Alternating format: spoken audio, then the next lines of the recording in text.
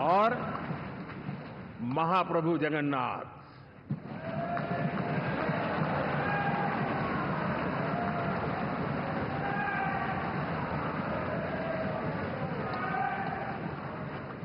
और मैंने अनुभव किया हमेशा।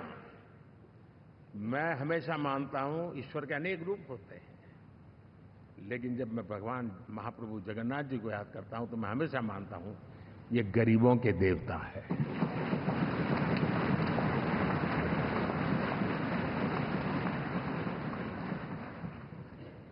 और वहां जो क्रांति रूप परिणाम आया है, मैं इसे एक रिवॉल्यूशन देख रहा हूं।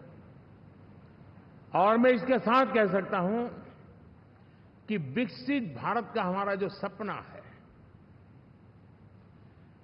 आने वाले 25 वर्ष, पहले मैंने 10 साल कहा था, या मैं 25 साल कह रहा हूं,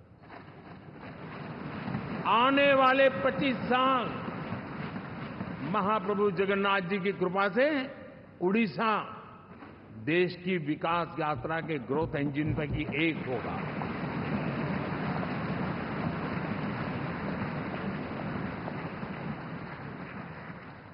साथियों, हम लोग जब 4 जून के नतीजे चल रहे थे, मैं तो अपने काम में कुछ व्यस्त था, बाद में फोन आना शुरू हो गए। तो मैंने किसी को पूछा, यार ये तो ठीक है आंकड़े वांकड़े, तो मुझे ये बताओ कि ईवीएम जिंदा है कि मर गया?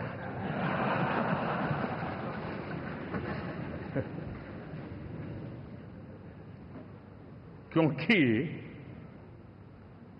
ये लोग तय करके बैठे थे कि भारत के लोकतंत्र और लोकतंत्र की प्रक्रिया के प्रति विश्वास ही लोगों का उठ जाए, और लगातार ईवीएम को गाली देना। और मुझे तो लगता था कि शायद इस बार वो ईवीएम की अर्थी का जुलूस निकालेंगे, लेकिन 4 जून शाम आते आते उनको ताले लग गए, ईवीएम ने उनको चुप कर दिया। ये ताकत है भारत के लोकतंत्र की, ये ताकत है भारत की निष्पक्षता की, ये भारत की ताकत है भारत के चुनावी तंत्र की, चुनाव आयोग की। और मैं मानता हूं कि ये, आशा करता हूं कि 5 साल तो अब ईवीएम शायद मुझे नहीं सुनाई देगा, लेकिन जब 29 में हम जाएंगे तो फिर से शायद ईवीएम को लेकर के नाचने की शुरुआत करेंगे, क्योंकि इनके सुधरने की संभावना बहुत कम है। आप देखिए, चुनाव के समय मैंने पहली बार देखा, शायद हर तीसरे दिन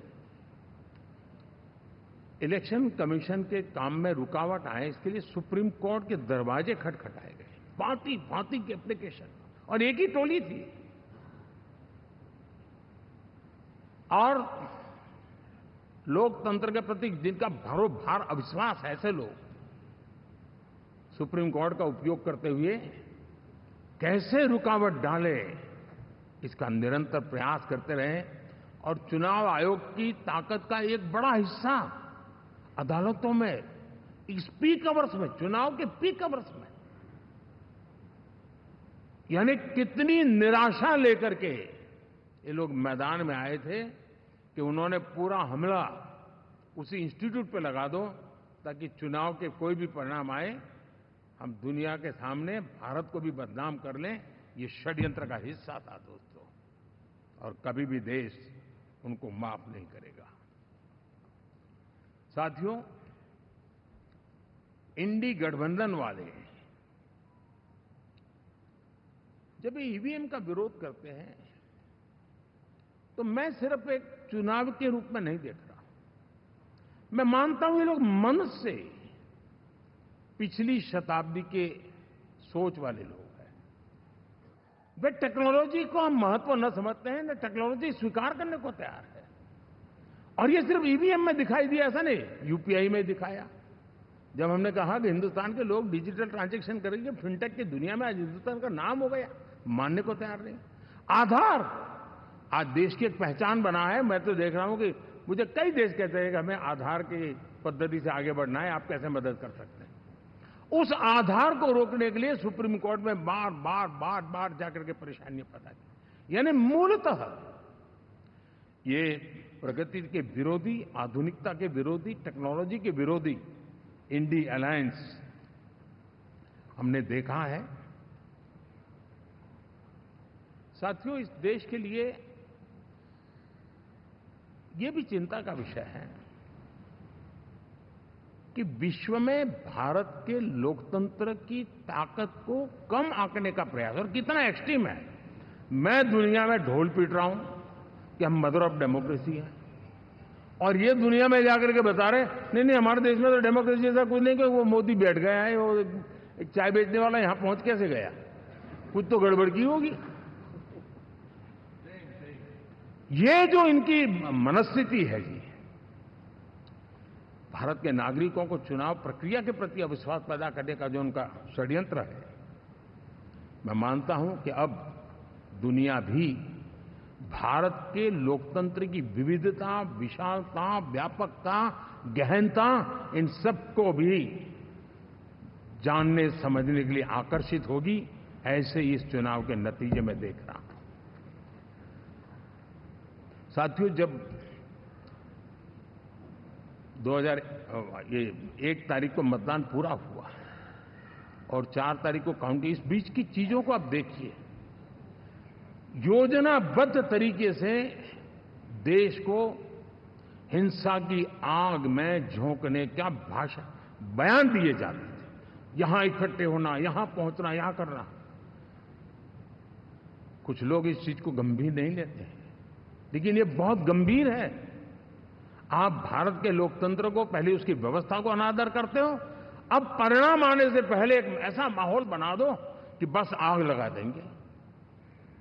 हर प्रकार से उन शब्दों का अर्थ यही निकलता है कि उन्होंने देश को उस दिशा में ले जाने का प्रयास किया था। लगातार देश को गुमराह करने का प्रयास किया गया, देश के लोगों को बांटने का प्रयास किया।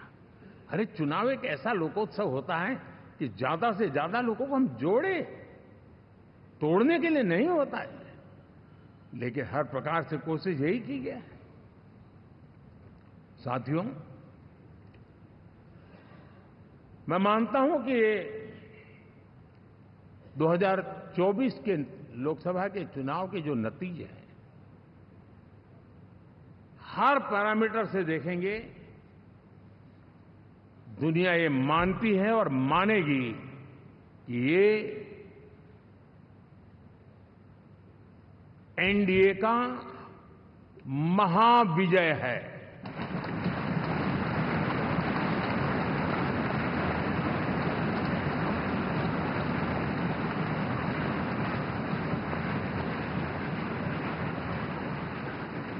और आपने देखा 2 दिन कैसा चला, जैसे हम तो हार चुके हैं, गए। सब चारों तरफ यही दिखता था, क्योंकि उनको अपने कार्यकर्ताओं का मोरल हाई करने के लिए ऐसे काल्पनिक परेड ये करने पड़ रहे हैं। और साथियों,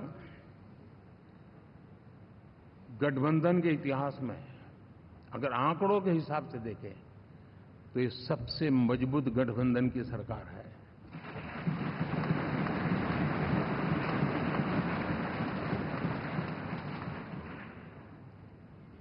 लेकिन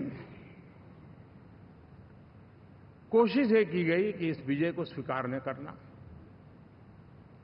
उसको पराजय के छाया में डुबो कर रखना। लेकिन उसकी ऐसी चीजों की बाल मृत्यु हो जाती है, और हो भी गई। लेकिन देशवासी जानते हैं कि न हम हारे थे, न हम हारे हैं।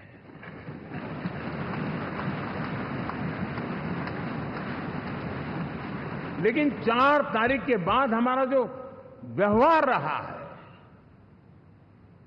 वो हमारी वो पहचान बताता है कि हम विजय को पचाना जानते हैं।